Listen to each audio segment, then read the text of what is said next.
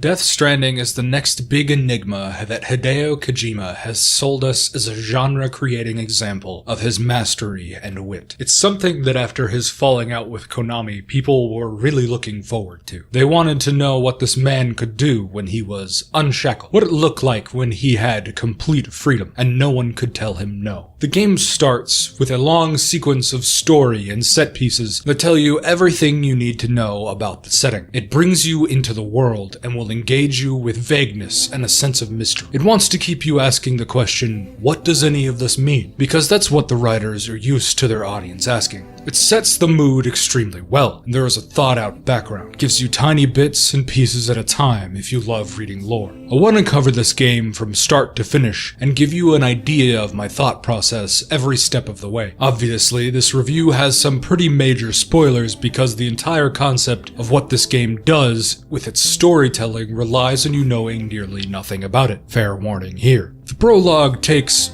over an hour and doesn't include much in the way of gameplay or explanation, but gives you a lot of mood building. The game does a good job of keeping you on your toes about what the rules are in this world, but only for a very short amount of time. Once you break this barrier, the game takes a more upfront approach about everything that's going on, and takes itself in a very grounded direction. I think that this sense of directness actually hurts the game overall. It's supposed to be presented as if its concepts are beyond the realm of human understanding. The game gives you the analogy of cavemen who discovered fire, and it fits very well for the overarching tale, but a lot of what the game describes is a mystery only in that they never give you all of the information up front, and you will be keenly aware of it. The title of the game itself feels like this big puzzle you have to unwrap. You think, my god, Kojima, what are we getting into this time? Around chapter 4 is where it drops off quite harshly. From the prologue to this point, that was about 4 hours. This is where the game opens up into the core gameplay experience, and throughout there are some genuinely touching moments, but they are terribly paced. At first, the game can feel like it has no sense of identity, that you are bouncing between genres at an insane rate, but here you get to play the game and have no handholds. It becomes evident that this is a game designed to be fetch quest after fetch quest, except you start with the items already on you most of the time. As you may have expected, Kojima is up his own ass about it being a new genre. It's an open world exploration game. It's been done before. The idea of using your wits and tools to carry on isn't new. You combine that with the logistics of carrying cargo akin to Elite Dangerous, and tons of inventory management, then you have this. Even with this environment in mind, chapters 4 through 7 are really strangely paced, and the game would serve a lot better if they broke up some of the later chapters to fill in dull spots, or if they simply had more set pieces or scripted moments that happen while you're on a delivery. Unfortunately, things are too straightforward gameplay-wise. There are no unexpected events that take place on a journey. If you're aptly geared up, then you will suffer no major challenges, surprises, or suspense. I never failed a delivery.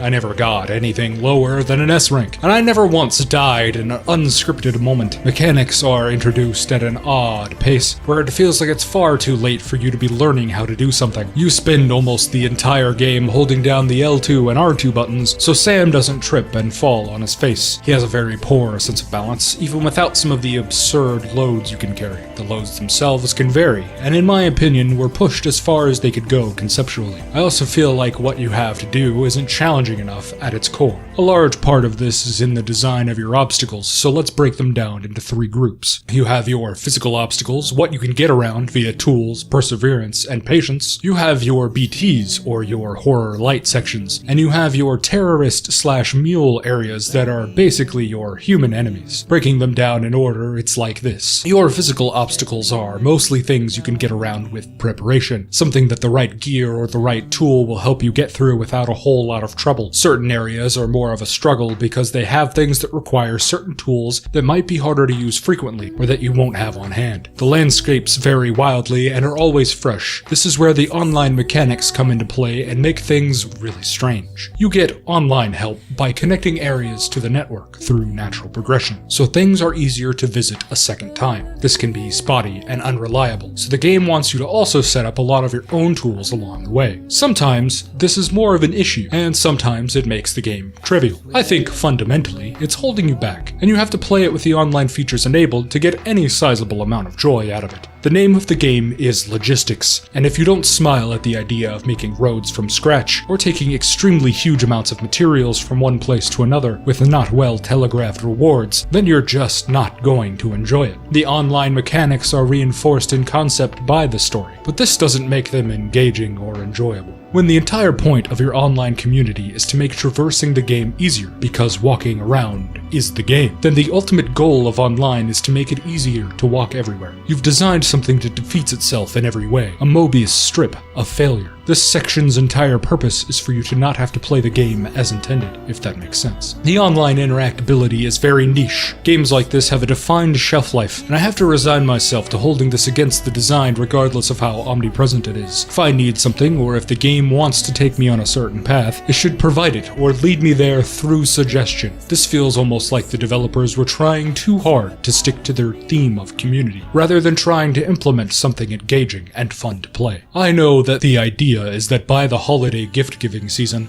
when most people can play this game, they want for you to pave the way, quite literally, for everyone else. The gameplay's core design can get tedious fast. The benefit behind grinding in this way and trying to consolidate resources is to make it easier to grind and consolidate resources. It makes you feel like if you hadn't played online, the entire game would be very, very bad. The only things you'd have to look forward to is that the technology in the game oozes cool factor. I like the reverse strike and how it handles. A lot of the upgrades you get for your suit later on are very interesting and inspired. Seeing the progress of a rebuilt infrastructure is really neat, and when you tie it all together into the mood, there's just a nice vibe you get from it. But I have to go on record that this reminds me a lot of Metal Gear Survive. It's not something that anybody wants to hear. Maybe you'll vehemently disagree with me. I straight up can't help feel like it's almost exactly the same game, but with much better story and polish. It's a lot of walking around and putting stuff down so you can use it later. A lot of preparation and base building. It's a lot of the same controls and mechanics. Of course, I like Death Stranding more, because it's not shitting on a franchise I love, and it doesn't reuse assets to make a zombie game. But I have to say it, this game is just Kojima's version of Survive. It's a better game in every way, but in core philosophy it's too much of the same defeated concepts. To give an example of how Death Stranding pissed me off, there's a mandatory story mission where you have to get to one of the most roundabout parts of the map, and when you get there, no one wants anything to do with you, and you can't connect to online stuff to get a shortcut back. The game tells you to go where you started. Once you get there, you have to go back again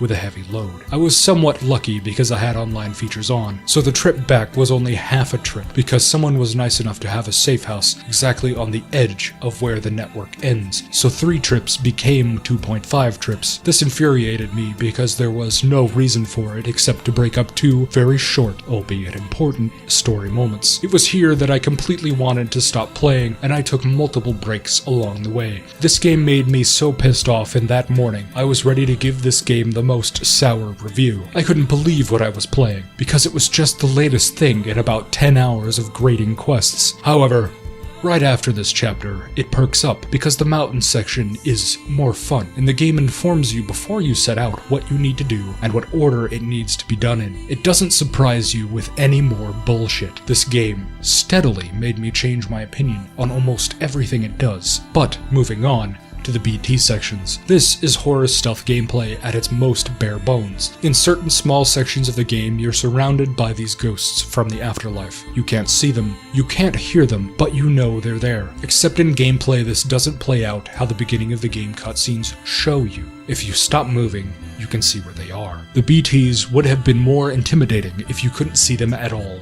Ever. The entire appeal of them being scary is in how they're invisible and formless and looking for you. Once you figure out that they are humanoid and hardly move around, it takes all of the tension out of the experience entirely. The appeal in the cutscenes is that you can very clearly see where they are going, but you can't see what they're doing or even what they are. You are shown the consequences of them catching someone. You're given the horror all up front. It never has any payoff because they ruin it. You unfortunately get hand grenades that you can toss at them for kicks very early on.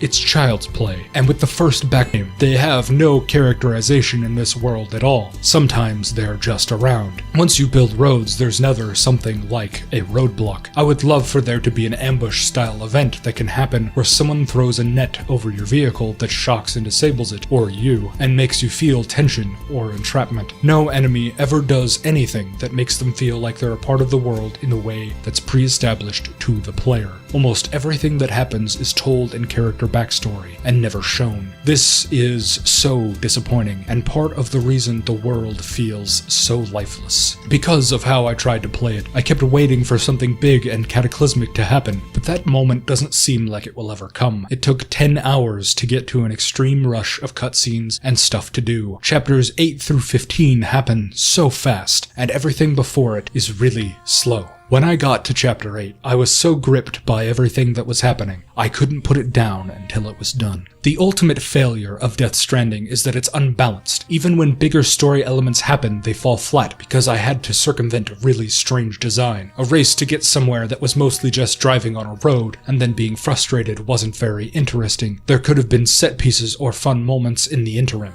The biggest piece of advice I want to give you, if you're playing this game, is to just take it slow. It's not meant for you to play the entire game in one sitting, or for you to finish it as fast as possible. You will become extremely drained if you do. So do whatever you feel like doing in the moment, and don't rush. Rome wasn't built in a day. I want you to really think for a second. What is the game trying to convey with every moment of rebuilding things, of setting things up, of moving forward regardless of how frustrating it is? The entire theme of the game is right in front of you from the first quote. Why is the core concept you're given recreating America? That feels really kinda strange, right? You could have picked any smaller country or came up with a foundationary society concept from fantasy. The planet doesn't even need to be Earth, not to mention that the map is nowhere near the size or shape of the continent. That's part of the twist. Forget rebuilding America. Forget patriotism and politics. Connections. It's about bringing people together. This is where you see some of its heavy anime influences, such as Psycho-Pass, Knights of Sidonia, and Neon Genesis Evangelion. The Evangelion one is pretty direct. The big reveal of this game isn't the one that you chase after. This fake out in a red dress that you think is the entire purpose of who you are. There's a message here that left me to tears by the end of it. Every single design choice was a risk Kojima was willing to take to tell you this message. Keep going. Push and pull and struggle, but keep moving forward. This is why I can't fault the game for what it does. I wish I could convey to you in a review how powerful this emotion is. The polish of what this game is trying to do is top tier. The mood, the tools you're given both online and off, the potential to play in this sandbox is excellently done. I can't complain about the gameplay of it from the perspective of knowing what it is in hindsight. If this type of gameplay is your thing, you're going to love it. But personally, it's not something I can get behind because I know that the journey is meant to be frustrating or tedious on some level. If you can relax, you can settle in and take an approach to the game where you are in the moment. If you fall into the trappings of its universe utterly, it's extremely good. All of the complaints I've had might seem to you as nitpicking. It might seem like I was expecting too much, or wanted more than I was getting. Speaking as a veteran of experiences that are so similar to this, I can't give it a gold star. The pacing could have been so much better. I wanted the game to give me more of the story as grand revelations in the middle, and subvert those revelations not one after another, but in time. But because of all of this, the theme is done completely perfect. Kojima's message of just pushing forward to the future, just moving on, trying to rebuild from scratch, is a metaphor about himself and everything he's gone through. He wants you to feel what he has, and even in the grind to push past the parts of this game that aren't extremely engaging, I'm 100% convinced that he does it on purpose. I kept getting mad at this game. I kept telling myself to just keep going, to push on. I put this game down and then picked it back up so many times. I kept getting angry at its choices, telling myself there has to be something worth it at the end, and there is. Every time. It was all deliberate. The entire game is designed with a slow, grindy middle, with a lot of back and forth, because it's the exact process an artist goes through when they create something. They are the same challenges Kojima faced when he made his new debut, and you can see this reinforced even more as he recycles ideas from his past writing experiences. Skullface, the Metal Gear Solid 4 fight, constant wordplay, horror concepts from PT. Everything is a piece of his mind and how he had to start over. Extinction is a chance for rebirth. He said it himself, a way to move on, a way to press forward. If a part of you has to die to get from the good start of this game through the iffy middle of this game back to the amazing ending, you need to do it. That's the message. Death Stranding is about walking and walking and walking and walking until your legs give out, until you have the new beginning that you earned, and starting over. It's telling us that no matter what happens, the connections that we've made will support us. Believe in others, believe in yourself, and build bridges to the future.